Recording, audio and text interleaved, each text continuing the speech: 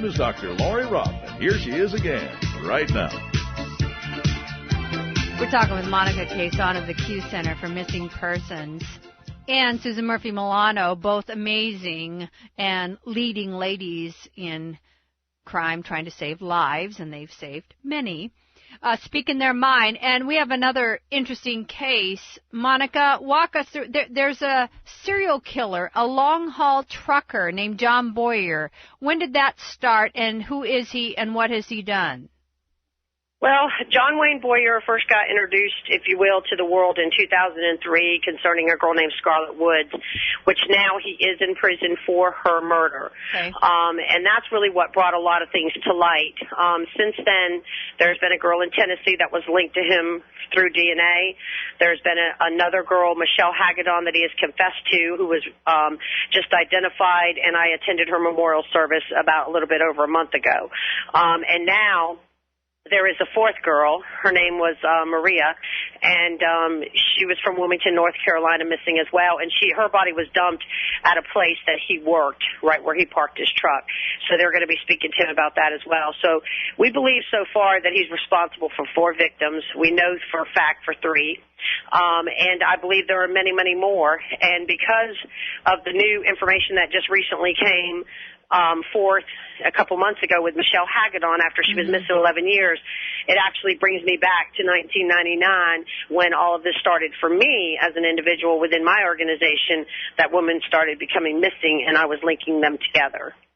So let's talk about, we just talked about Tracy Lynn Myers, who, when the father tried to get the police to do something, they didn't back in 2000. That you are of the belief that there's a lot of other cases, either they don't know about you, they've never filed a missing persons report for whatever reason, or they're not putting this together. To talk about how important this is for somebody like a Tracy Lynn Myers or other cases out there, that they need to contact you, that this was something over a 16-year period. Well, it's longer than that, Susan. It actually goes back to 1984. But I started linking cases in the mid-'90s, and in 1999 I had felt confident in what I'd linked together. And like I said, then in 2003 things started coming to a better light for me, and now it's coming to even more of a light. But a case like Tracy Myers, these are the kind of cases I want to look at. She was seen getting into a truck or a vehicle. He has ties to the Pennsylvania, Maryland area. We have truck routes that puts him in all different areas. He worked in so many different companies, and he was a long-haul trucker, and there are just, if you just take one route that he took, which we just did last month, in September, down I-10 and stopped, in Hammond, Louisiana, or I think it was Hammond, Mississippi, I'm sorry, there were 6 cases of prostitutes that got missing from one truck stop. Lord. And they've not found them, nor have they identified a couple Jane Does in Kentucky. I've had investigators reaching out from at least 6 different states saying, will you look at my cases of a Jane Doe or a missing person?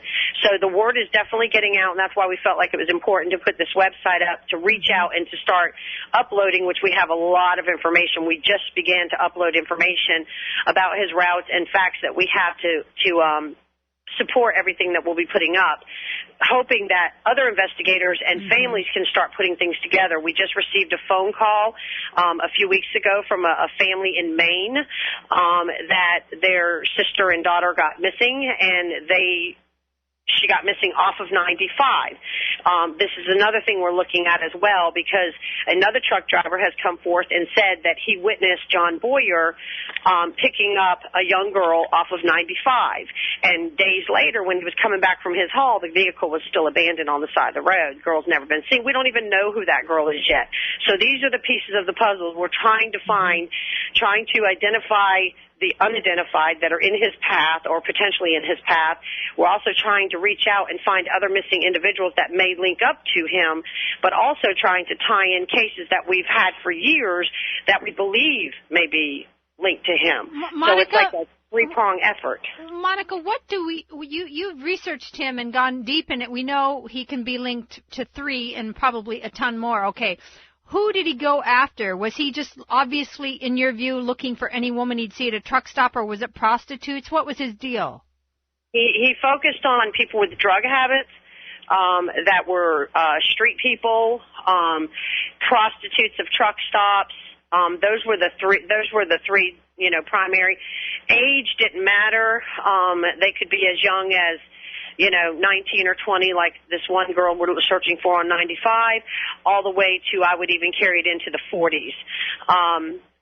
Some of the victims that have been linked to him do have similarities as far as whether it be blonde hair dyed or natural blonde hair. But then again, Maria is, has dark hair and dark complected. So, it's kind of hard to say what. I think a lot of people would have just been a crime of opportunity or a crime of desperation. So they weren't people walking in a neighborhood in a suburb. They were people close to a truck stop or on the road somewhere he would see and meet. In a bad area of town, a bar, leaving a bar, or that frequents a bar or a steady hangout that trucks may park. And it doesn't necessarily have to be a large truck stop, but we definitely are focusing on those, trying to reach out to truckers. But it could be like, the convenience / where you get gas for truckers, known where they can park overnight kind of thing without being run off. Well, the people we know about, did he murder them in his cab?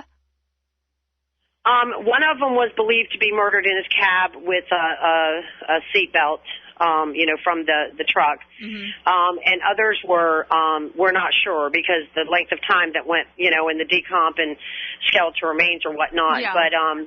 But he would throw them out. He didn't try to conceal them. It's just, these are the kind of people, and I hate to say this, but it's the truth. The kind of people he targeted were not kind of people that people get out and look for or know where to begin looking for them because they did have some street life to them. In other words, families might have been not knowing a lot about what their loved one might have been involved in. They knew they maybe had a drug problem or maybe knew they were prostituting and trying to get them help, but they really didn't know their friends or where they were going and how to find them most times, unless the person called or just showed up needing money or food or whatnot.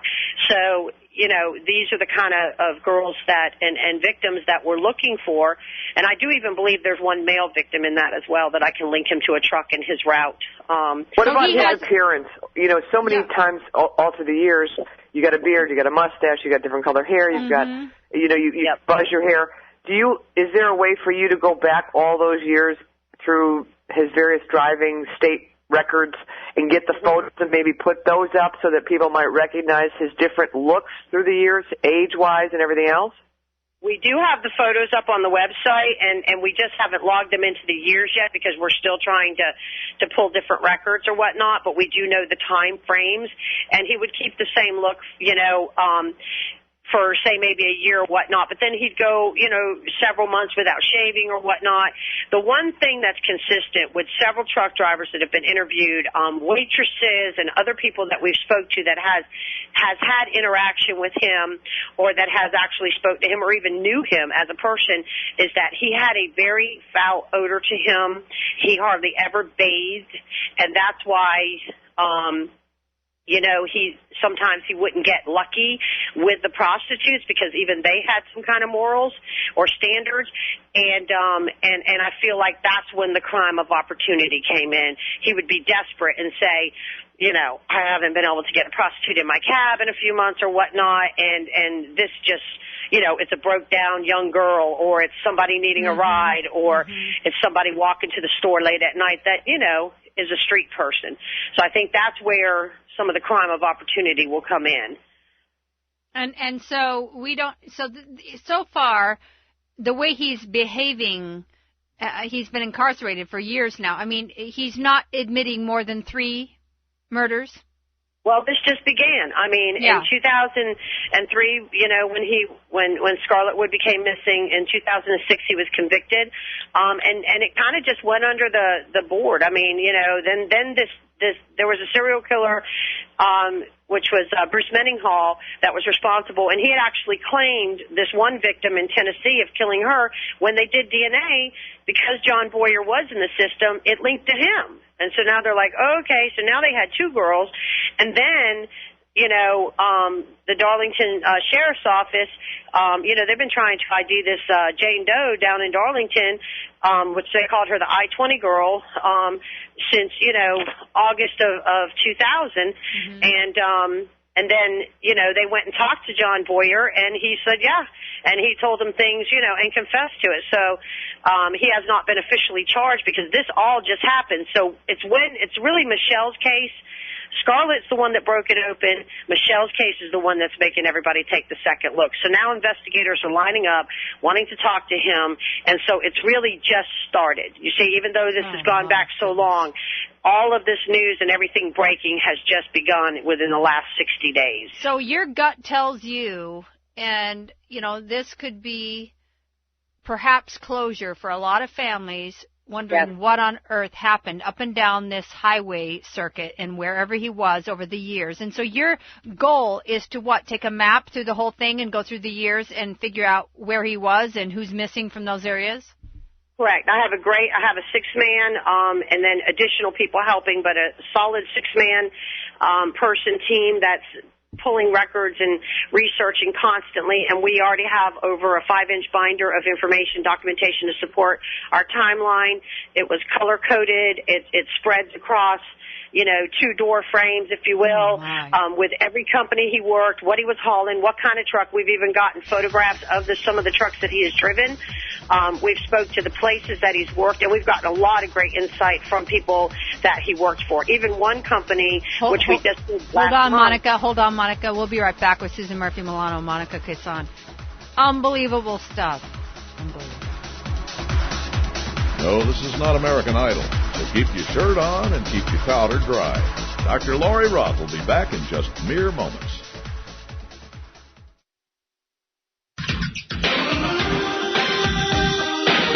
Her name is Dr. Lori Roth, and here she is again, right now.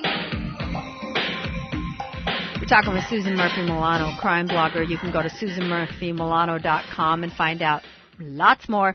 And Monica Quezon from the Q Center, you broke this case, and you really did, and put John Boyer in prison and uncovered some murders. And you're uncovering some more. Tell us what your overall plan is and where people can track you and find what's going on with this case. And I think, too, what people need to know, because we're coming up on the holidays, she's down on a mission right now on a crime scene, basically. And people that are listening right now, the animals that go out on these searches, the things and the work that they do. As you're hearing this whole case of the Long Island trucker, the hauler, the killer. So everybody that's listening, please go to the website, ncmissingpersons.org. Donate. Go to Walmart and get gift cards, so that they can go buy dog food and what they need in the water on these searches. It doesn't take a lot, and it shouldn't be just around the holidays, but please, you're hearing what's going on. This is not something that she gets paid for. She has done it since 1994. I'm sorry, go ahead. But they can find information at the longhaulterritory.com, and they can view some routes and different photographs and cases that have already been linked. They can also submit their information there, as far as if they want it to be looked at and to see if it will fit up with what we're trying to work on. And but we're definitely have stepped into something that's going to be a bigger task than we thought at the beginning. Hold that thought. We'll wrap up on the other side. Idol. So keep your shirt on and keep your powder dry. Dr. Lori Roth will be back in just mere moments.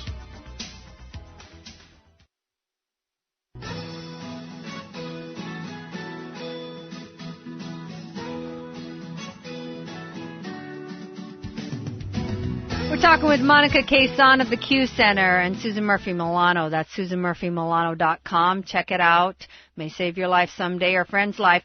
Monica, you were talking about this unbelievable case. You put this freak from hell in prison with your work, and 3 murders have been attached to him, and you are putting together a grid and map and research that is unparalleled, and authorities and people are going, how did she do that? But it's going on.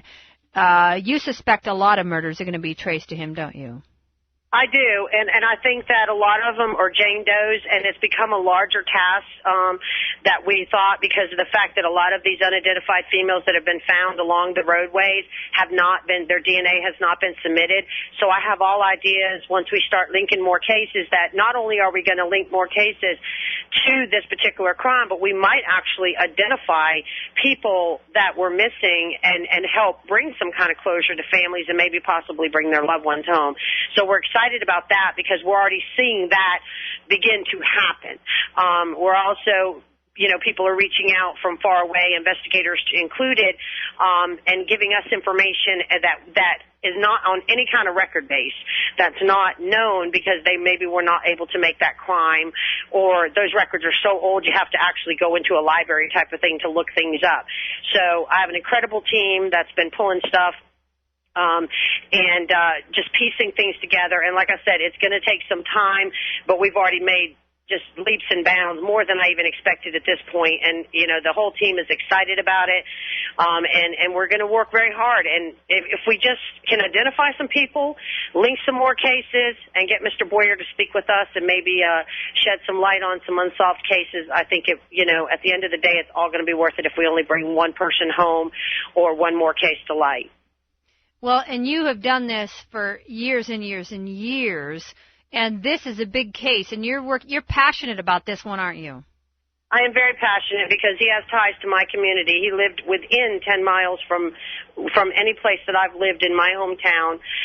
He has very strong ties to the entire community and area as far as, even girls that we have unsolved missing and whatnot, and even unsolved homicides that I'm requesting to be looked at.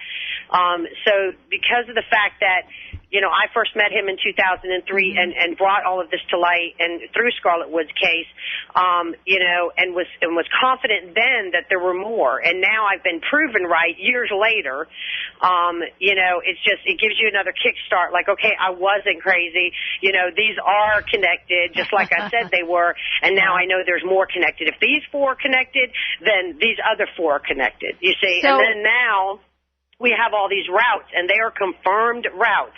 We've spoke to truck drivers to get the back routes, so those are confirmed routes. So, we're getting a lot of good information. It's just taking time to process it all because it's so much at one time. Oh, heavens, it's got to be just huge. And you have a special website, so if people are curious if they know something, or maybe they've talked with them, or they knew of a missing person, how can they help support you? What website is that again? They can go to longhaulterritory.com.